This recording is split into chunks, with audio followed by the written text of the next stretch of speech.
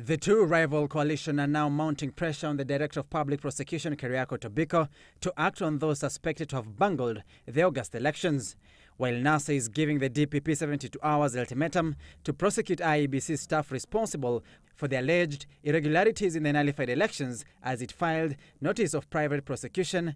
The Jubilee Party wants Raila Odinga agents Musalia Mudavadi and James Orengo probed for allegedly accessing the IEBC servers.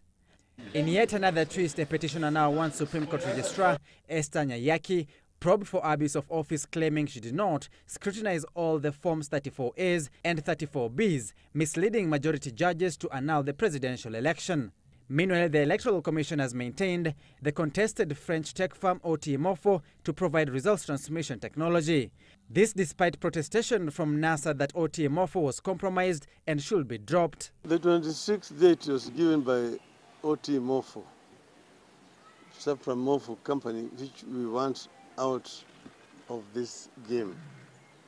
Okay?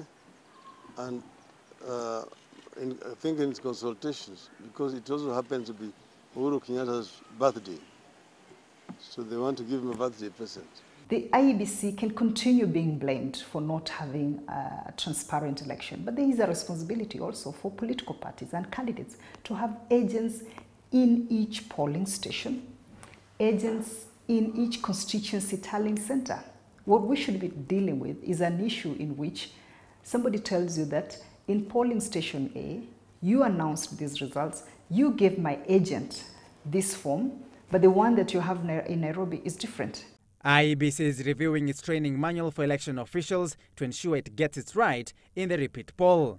What we are looking at is the fact that we had an election nullified, we had an election voided, and we need to make sure that we fix those issues, that we address everything comprehensively so that we don't find ourselves in such a situation. And so we do not want to give anybody an excuse to annul the results again. So that is what we're really focusing on.